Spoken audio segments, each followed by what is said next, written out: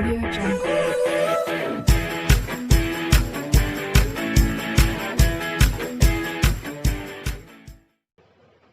So now students, today I am going to start UP TGT Science 2013 exam date 2015। ये lecture आपका 13 है।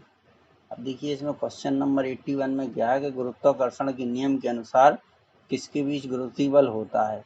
तो ये स्टूडेंट्स जो गुरुत्वीय बल होता है ये 2 पॉइंट मासेस के यानी 2 पॉइंट मासेस के बीच में काम करता है। तो इसका ऑप्शन सी करेक्ट होगा कि किन्हीं दो पिंडों के बीच जिनका कुछ द्रव्यमान हो, यानी 2 बॉडीज हैविंग सम मास या मासेस।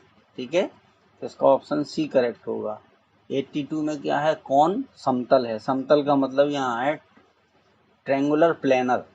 ठीक है, तो NH3 और NH3 और SOCl2 इनमें लोन पेयर होते हैं। तो लोन पेयर के कारण ये जो है प्लेनर नहीं होते हैं। तो जो BCl3 का स्ट्रक्चर होता है ये प्लेनर होता है। ठीक है, इसमें जो है sp2 हाइब्रिडाइजेशन होता है। BCl3 में जो हाइब्रिडाइजेशन होता है sp2 होता है, जिस कारण से ये ट्रायंगुलर प्लेनर होता है। ये ट्रायंगुलर प्लेनर या त्रिकोणीय समतली कहलाता है।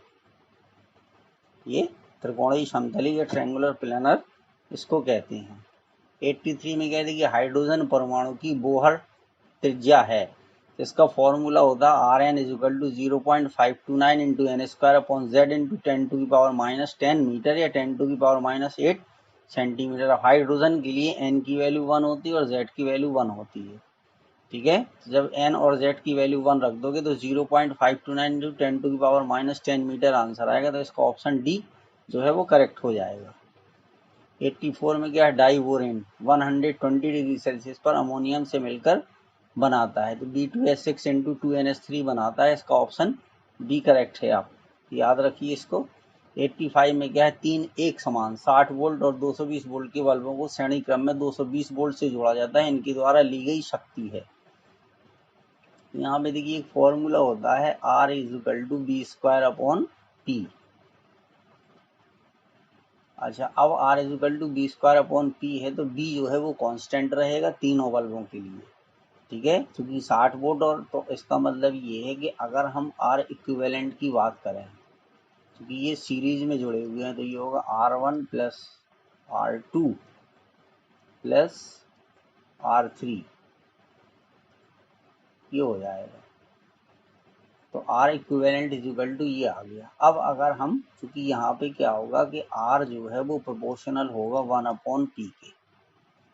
ठीक है, तो यानी हम इसको लिख सकते हैं कि 1/P इक्विवेलेंट = 1/P1 + 1/P2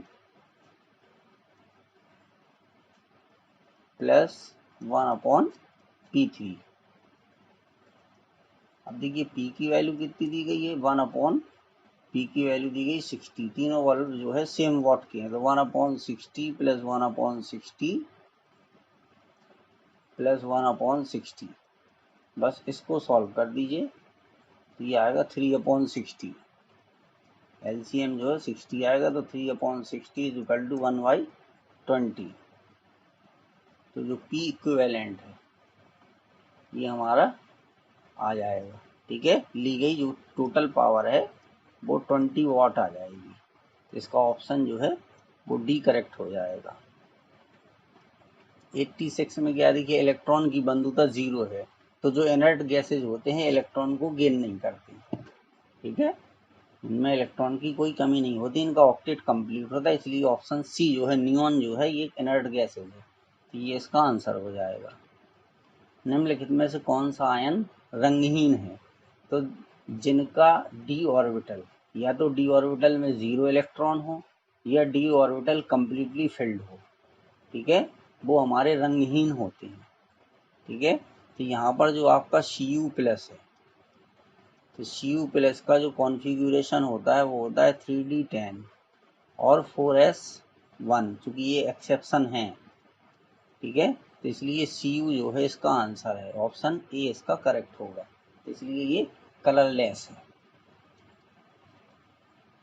अब इसमें से कह रहा रेखीय प्रकार का कौन, यानी कौन लीनियर है। तो देखिए CO2 का जो स्ट्रक्चर बनता है वो इस तरीके से बनता है, ठीक है, तो ये लीनियर होता है। और XeF2 जो है ये भी लीनियर होता है, XeF2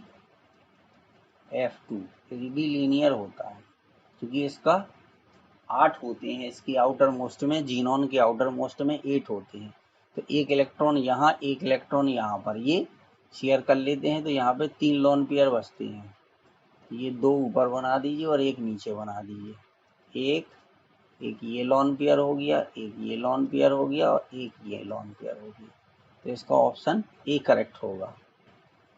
89 में क्या है, देखिए ये सिंपल सा क्वेश्चन है, ठीक है, इसमें एक क्वेश्चन गलत हो गया था इसलिए हमें इसको दोबारा से करना पड़ा। अब देखिए 10 ओम और 30 ओम के दो प्रतिरोध किसी परिपथ में समांतर में जुड़े हैं, तो पैरेलल में जुड़े हैं, तो 1/r is equal to 1/r1 plus 1/r2। इनकी वैल्यू पुट कर दीजिए, सॉल्व कर दिए, आर की वैल्यू 7.5 आ गई।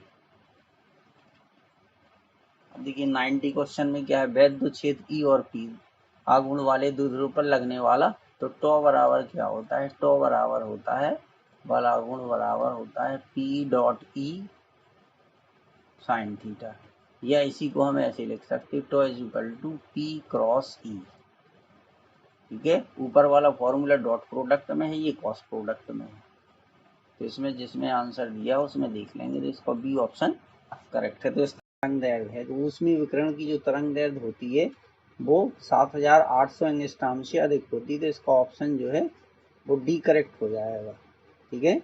7800 से अधिक होती है तो ऑप्शन डी इसका करेक्ट होगा, ठीक है।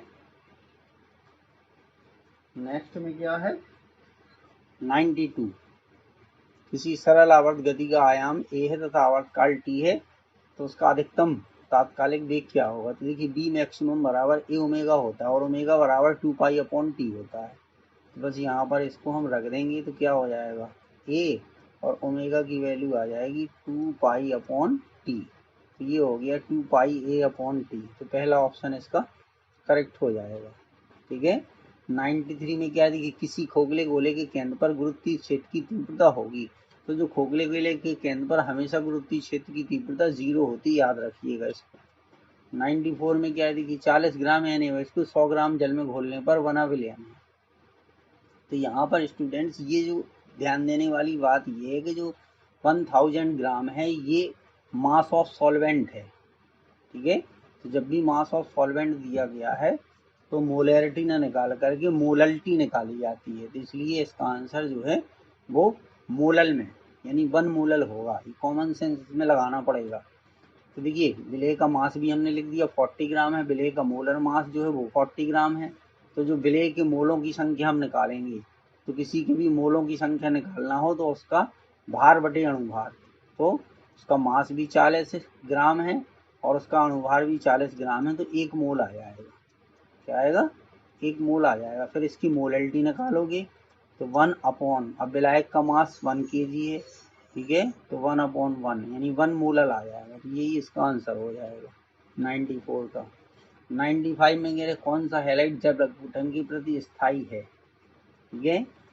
तो देखिए जो जल अपघटन होता है ये CCl4 का जल अपघटन नहीं होता है, ठीक है, बाकी सबका हाइड्रोलिसिस हो जाता है, CCl4 का हाइड्रोलिसिस नहीं होता, तो इसके प्रति जो है वो स्टेबल है, ठीक है।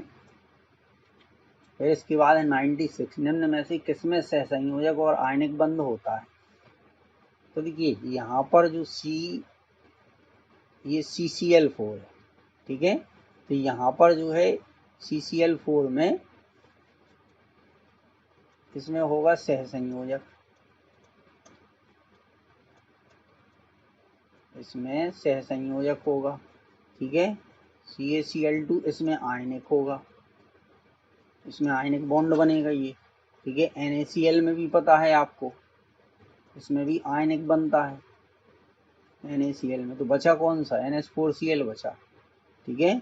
यही इसका करेक्ट ऑप्शन क्या है, ठीक है, ये है NH4Cl जो होता है, इसमें दोनों होते हैं, सहसंयोजक भी होते हैं और आयनिक होते हैं, क्योंकि नाइट्रोजन के आउटर मोस्ट में 5 होती है, एक हाइड्रोजन से करेगा। अब Cl के पास 7 हैं, तो Cl को 8 चाहिए, तो नाइट्रोजन एक अपना उसको दे देगा, शेयर नहीं करेगा, एक देगा। ठीक है, शेयर नहीं करेगा, एक देगा, इसलिए NH4 प्लस Cl में जो है ये अगर हम इसका स्ट्रक्चर बनाएं, देखिए एक H यहाँ बन जाएगा, एक H यहाँ पर आ जाएगा, ये एक H ये हो गया, एक H ये हो गया। अब नाइट्रोजन के पास अभी एक बचा है, ये नाइट्रोजन के पास एक बचा है यहाँ पर एक, ठीक है। और Cl की जो आउटर मोस्ट है, तो Cl की आउटर मोस्ट में कितने होंगे, 1 2 3 4 5 6 7। तो ये क्या करेगा, ये इसको एक दे देगा, ये इसको एक दे देगा, तो एरो जो है वो देने वाले से लेने वाले की तरफ लगता है। तो यहाँ पर इसमें, यहाँ पर था कोवेलेंट, और यहाँ पर जो ग्रीन से यहाँ किया, यहाँ पर ये हो जाएगा, ठीक है, बोथ कोवेलेंट एंड, अच्छा आयनिक बनेगा, हाँ ठीक है, आयनिक बन जाएगा। तो ये अपना इसको दे देगा और ये Cl ले लेगा, तो इसलिए NH4 पे क्या आ जाएगा, NH4, ठीक है, इस पे एक प्लस आ जाएगा, और Cl पे क्या होगा, एक माइनस आ जाएगा, क्योंकि इसने NH4 ने अपना एक इलेक्ट्रॉन इसको दिया, ठीक है, और इसने लिया, ये आयनिक बॉन्ड हो गया, तो इसके भी पूरे हो गए 8 और इसके भी पूरे 8 हो गए, ठीक है। तो ये हो जाएगा, ये एक इसको अपना दे देगा। 90 ग्रही चाल के संबंध देखिए केपलर का नियम क्या था, केपलर का नियम ये था कि T² प्रोपोर्शनल R3, ठीक है। तो जब यहाँ पर उल्टा लिखा है R3 प्रोपोर्शनल T², तो यही इसका ऑप्शन सी करेक्ट हो जाएगा। 98 में क्या है, 0.1 मोल HCl बराबर, देखिए किसी पदार्थ की एक मोल का मतलब है उस पदार्थ का मोलर द्रव्यमान या उस पदार्थ का अणुभार, ठीक है। अब HCl का निकालोगे तो हाइड्रोजन का 1 होता है और क्लोरीन का होता है 35.5, तो एक मोल में कितने होगा, 36.5। यहाँ पर पूछ रहा है 0.1 मोल HCl किसके बराबर होगा, तो 0.1 मोल, 0.1 मोल, तो 0.1 मोल का मतलब हो गया कि 36.5 इंटू 0.1, ये आ जाएगा 3.65 ग्राम, इतने ग्राम आ जाएगा, ठीक है। ये आपका 98 हो गया। अब 99 में क्या देखिए, सूर्य की ऊर्जा, तो सूर्य की ऊर्जा का जो स्रोत है वो होता है हीलियम, यानी संलयन होता है हाइड्रोजन से हीलियम में, तो फ्यूजन रिएक्शन कहलाता है, ठीक है, केवल संलयन के कारण होता है। फिर 100 है एक वस्तु का जिसका हवा में भार देखिए 10 न्यूटन है, जब वो हवा में है, ठीक है, या किसी कमरे में रखी है तो 10 न्यूटन है, जब उसको पानी में डुबोया जाता है तो इसका भार 8 न्यूटन हो जाता है। तो इसका मतलब है उस ऑब्जेक्ट ने 10 - 8 न्यूटन जो है भार को क्या कर दिया, हटा दिया, तो वस्तु द्वारा जो हटाया गया भार है, यानी जो हटाया गया भार है